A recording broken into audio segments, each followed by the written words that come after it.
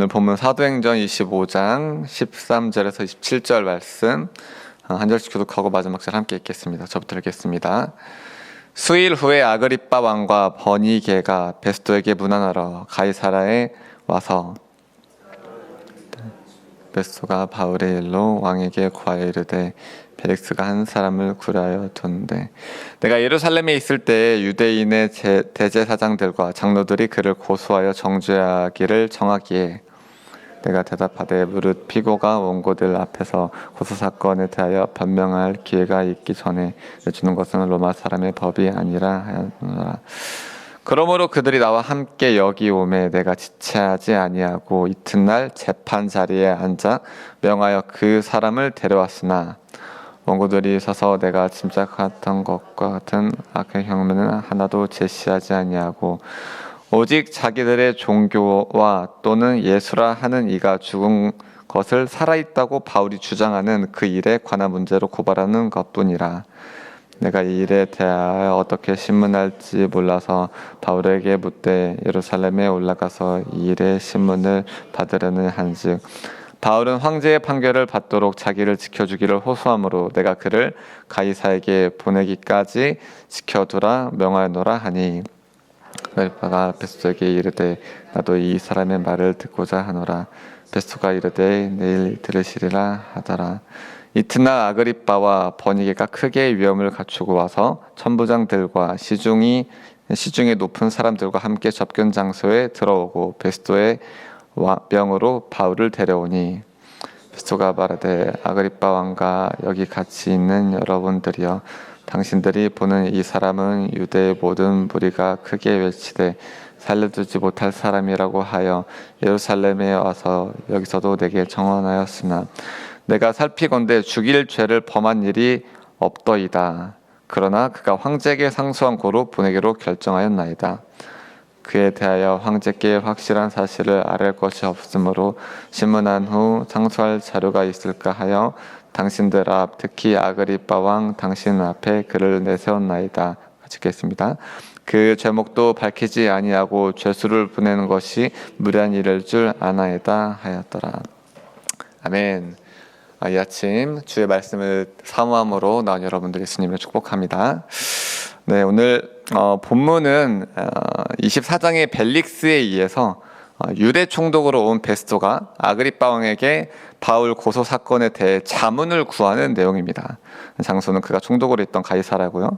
잠깐 지난 내용을 좀 살펴보면 베스도는 신임 총독으로서 자기가 관할한 지역이 안정되길 바랬고 그러기 위해서는 예루살렘을 거점으로 하는 대제사장과 유대인 지도자들의 지도를 얻어야 했습니다. 그래서 부임한 지 아주 발빠르게 3일 만에 예루살렘에 올라갔죠. 유대 지도자들은 바울을 죽일 음모를 꾸미고 벨릭스에게 바울을 예루살렘으로 데려와 달라고 했습니다. 이에 벨릭스는 잘못한 내용이 있다면 당신들이 와서 고소하시오라고 제안했고 유대인들 몇몇이 예루살렘에서 가이사라까지 와서 베스도 앞에 바울을 고소합니다. 그러나 베스도는 바울의 잘못을 찾지 못합니다. 한편 베스도는 바울이 예루살렘에 올라가면 유대인들의 요구를 들어주는 것이므로 그의 정치적 입지를 탄탄히 세울 수 있는 것이기 때문에 바울에게 예루살렘에 올라가기를 권합니다. 하지만 베스도의 속셈과 유대인들의 음모로 간파한 바울은 이를 거절하고 로마 황제에게 상소합니다. 이에 베스도는 바울이 정당하게 권리를 주장한 것을 받아들여서 그대가 황제에게 상소했으니 황제에게 가게 될 것이요 라고 선포합니다. 여기까지가 어제 본문이었죠. 그런데 이제 오늘 문제를 보면 베스도에게 큰 문제가 있었습니다. 그게 뭐냐면 바울의 잘못을 찾을 수가 없었다는 것입니다. 황제에게 죄인을 상소하러 보냈는데 아무 잘못이 없는 죄인입니다. 이럴 수 없잖아요.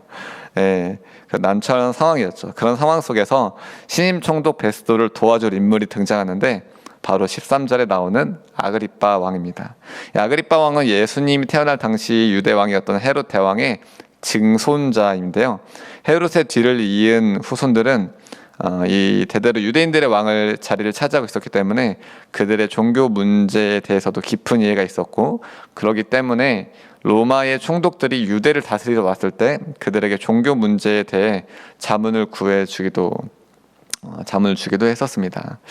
특히 이 아그리빠 왕은 어떤 사람이냐? 아그리빠 2세인데요. 로마와의 밀착 관계 속에서 영토를 사사받는 등 굉장히 특혜를 받고 있었기 때문에 로마에게 잘 보일 필요가 있었고, 그래서 새로운 로마 총독이 부임할 때마다 방문하여 경의를 표하는 것을 잊지 않았습니다. 그래서 13절에 적혀 있는 것처럼 베스토에게 문안하러 가이사라에 방문한 것이죠.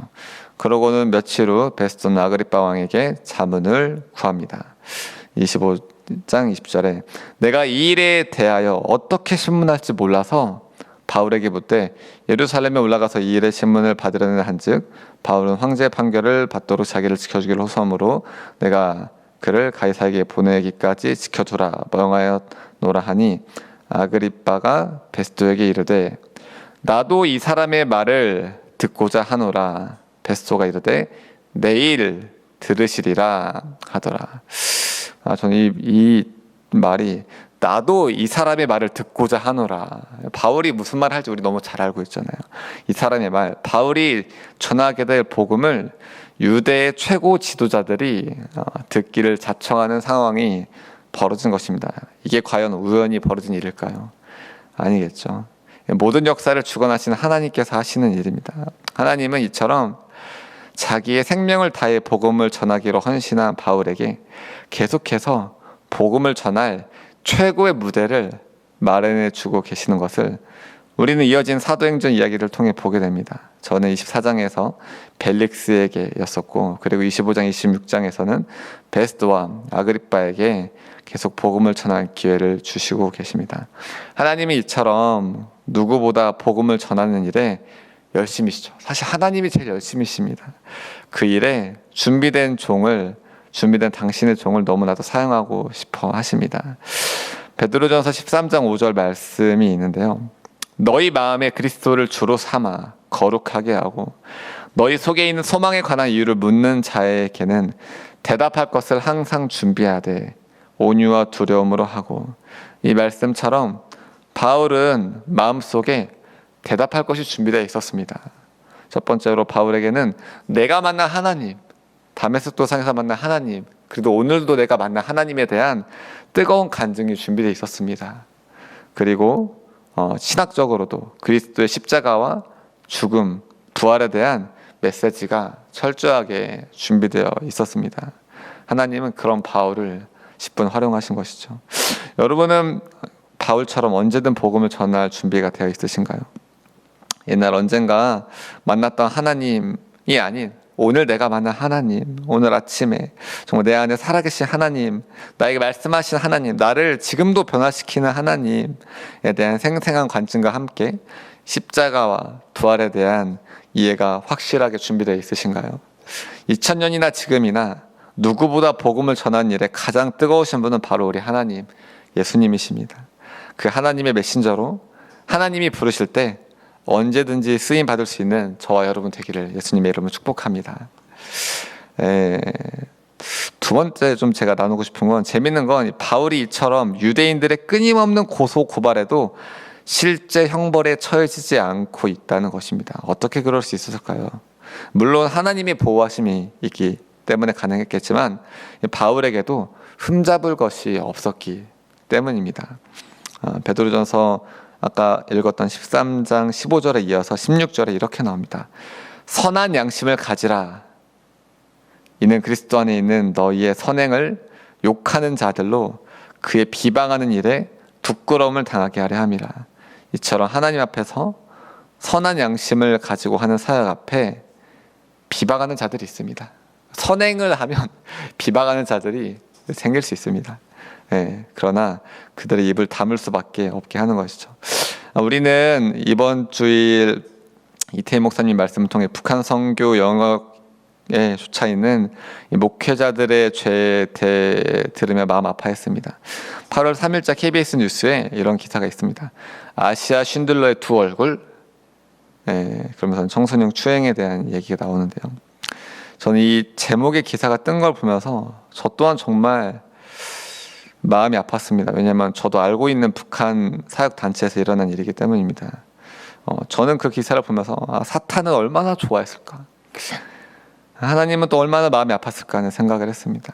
한편으로 저는 그렇게 성추행한 목사님에 대해서, 물론 제가 그 사람에 대해서 두둔할 생각이나 뭐 그런 건 없습니다. 잘못했죠. 정말 잘못했습니다. 그러나 제 안에 정죄하는 마음이 들지 않았습니다. 제가 뭐 강단에서 다 얘기하면 뭐하지만 이 북한 사역을 하다 보면 누구나 그런 유혹과 미혹을 받을 수 있다는 것을 저 또한 현장에서 보았기 때문입니다. 저는 이제 그보다는 그 학교 건물이 보면은 3층이 교무실과 여자 기숙사가 있고 3층이 교무실과 이제 사무실 있고 바로 한 계단 올라가면 4층이 여자 기숙사로 되어 있습니다. 그러니까 이게 숙소가 너무 가까이 있는 것이죠. 네, 저는 그걸 보면서 이거는 학교 구조가 문제다 라는 좀 생각을 해보게 됐습니다. 참고로 제가 있었던 하늘꿈학교에서는 여자 기숙사가 있는데요, 8개 정도 있습니다. 8개의 기숙사가 다 학교랑 버스 통근거리가 20-30분 정도 떨어져 있고, 그래서 여자 선생님이 이제 같이 살고 있습니다. 그곳에서. 저는 8년을 일했는데요, 여자 기숙사가 어딘지 지금도 모릅니다.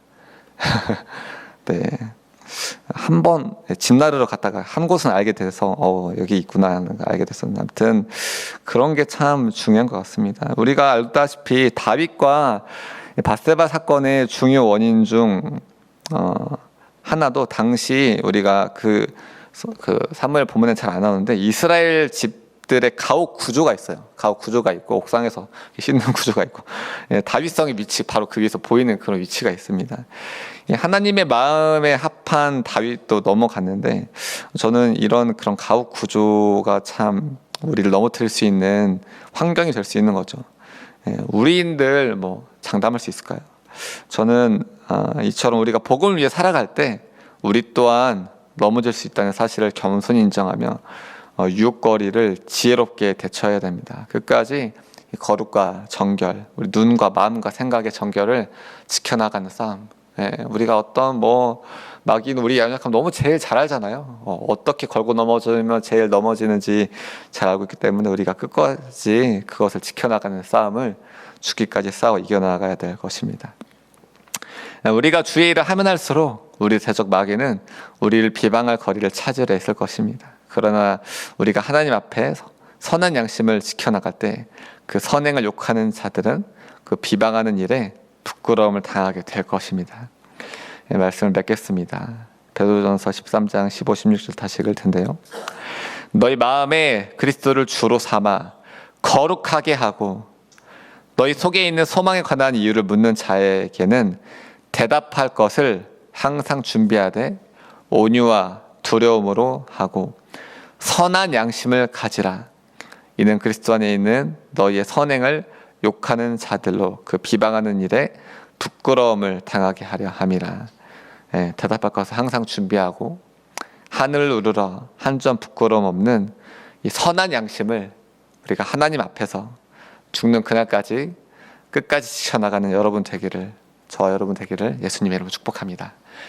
기도하겠습니다. 하나님 감사합니다. 하나님께서는 예나 지금이나 그 누구보다 복음을 전하는 일에 가장 뜨거운 이시고 가장 열심이십니다. 하나님, 그 기회를 우리에게 주기를 소망하십니다. 하나님, 우리가 그것을, 하나님이 주시는 기회를 받을 수 있는 그런 그릇으로 준비시켜 주시옵소서.